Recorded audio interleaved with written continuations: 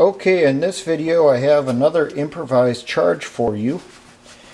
This is one that would work.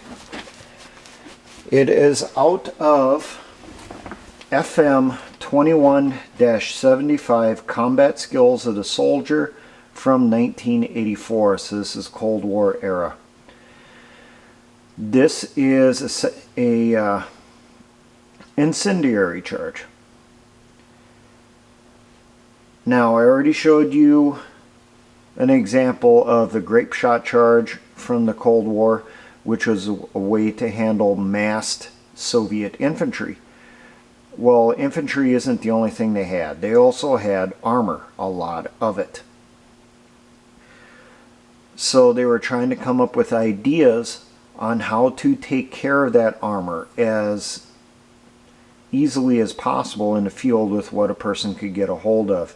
Molotovs are obvious, but what if you don't have glass bottles? Say you're in the middle of the woods, you're by a farm place, you've already used all the bottles up. Well, there's a few charges that they had, or incendiaries that they had listed in the manual, and this is one of them. Now, the pieces of this, you have an ammo can, and inside the ammo can is a fuel oil mix, like you do with a Molotov, and you also have your way of initiating it. The way it was supposed to be initiated, and I don't have the correct training aid to show you, is a white phosphorus grenade. I don't have white phosphorus, so I'm simulating with this. I'm using for this demonstration here a M18HC high concentration smoke grenade. But the white phosphorus grenade would be a similar color, a light greenish, and it looked kind of like a pineapple. There is not many white phosphorus grenades in the inventory anymore because the fuses on them were extremely tricky. I'm not sure what you could use as a substitute if something like this would be used in the future, say in a new World War III scenario. One of the few things I could come up with is possibly a thermite grenade. But you take your grenade, leave the pin and all that stuff on, leave the fuse on there, wrap it in det cord. Now, a typical det cord not on an explosive block is 4 wraps, but something like this I got a feeling would be more towards the upper end, like you would see on a Bangalore torpedo, so possibly 6 to 8 wraps. So I gave this 6 wraps, and then the running end from the det cord would come out under the lid, and you're supposed to bend it or make a little notch up in here to run the det cord out. And then attached to it would be your rudimentary time fuse, your time system. You'd have a piece of time fuse with a blasting cap, and on the end of it a fuse igniter. The length of time on this, my guess would be probably your 3 to 5 seconds, 5 seconds being the average I have a feeling they would employ. Now, on the outside of the can here, if you can see, was wrapped wire. I used tripwire. I figured they would probably have more tripwire than anything, but I suppose you could use electrical wire. I have come across references for rope, but I think 550 cord would work better, or some stiffer fishing line. Now, when you looked at the pictures, you had a wrap that goes all the way around the can. A few times I put on multiple wraps, run through the handle on that, and then you had a couple wraps going down this way. And I suppose if you really wanted to, just to strengthen it up or to add more connection points, you could put another wrap of tripwire or wire or rope going this way also. Coming off of it would be little branches like this with bent nails. Now, something like that actually would work against a Soviet tank if your target area is the rear deck.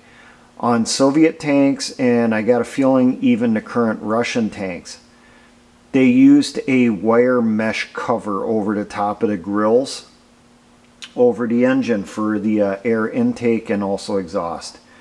So nails bent like that to look like claws, an eagle claw, could potentially lodge itself, hook itself onto the wire mesh on the top of the rear deck. Now, Western tanks typically do not have that wire mesh. They typically just have the vents or slats. But on a Russian tank it would work, or would have worked.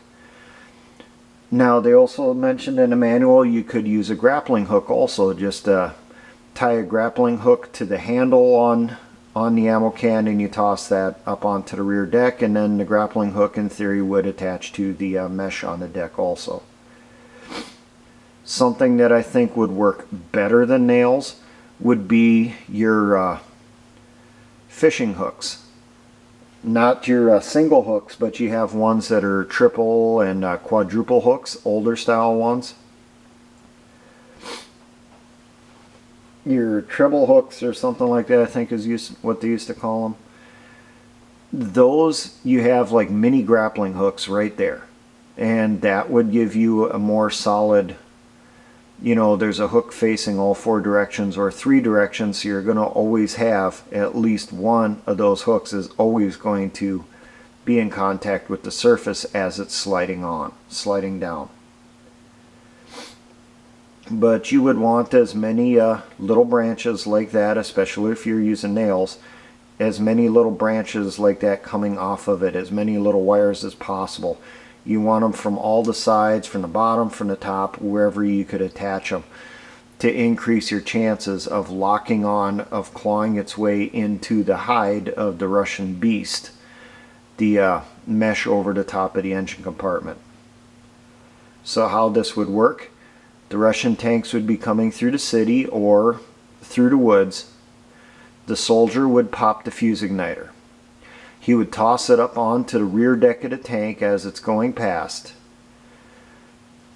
The hooks and the nails would lodge themselves on the mesh over the rear grills over the engine compartment. The initiation system would go off. The blasting cap would detonate. It would set off the deck cord. The deck cord would set off the grenade. The grenade would ignite, setting fire to the contained gas oil mixture inside the can, which would cause it to explode, to rupture, sending out a pretty good fireball right into the engine compartment, setting fire to the wiring, the grease, the leaking oil and all that stuff on the engine, setting fire to the tank. It's something that would work. Would something like this have worked against a NATO tank back in those days? I'd say it would really depend on the series, because like I said, a lot of the Western tanks had more of a slat vent type rear deck, so it may not have latched on. Now, would it have latched on to the other stuff that's tied to a tank, like the bags, the rucksacks, and that type of stuff? Yeah, it probably would have attached onto that, but even there, you know, the fishing hook type thing would probably work better. So that was one improvised way that they came up with during the Cold War for dealing with a Soviet invasion of Western Europe. Now, as with all of these things I show you from history, do not try this at home. Do not make one of these and see what would happen. First off, you're not going to have the right materials, because you're probably not going to have access to deck cord, and you're definitely not going to have access to white phosphorus grenades or incendiary grenades. But as for the casing and all that type of stuff, yeah, you can probably get a hold of that stuff. But the actual things you would need to get this going, you're probably not going to have them. So once again, do not try this at home. unless we're in a situation where everything has completely fallen apart, a without rule of law situation, you know, enemy paratroopers are falling out of the sky, aliens have invaded, the world's coming to an end, you know, we got zombies walking all over the place, whatever type situation, then, you know, maybe give it a try. If you're dealing with a threat who's attacking you with some type of armored vehicle. But keep in mind, if it's a smooth type armored vehicle, like you would see even on, say, a improvised armored car, where they would just weld on steel plates, something like this would not attach to that. You would have to come up with something else. Now, for all my engineer brothers in the Patriot and militia movements, always remember, essayons.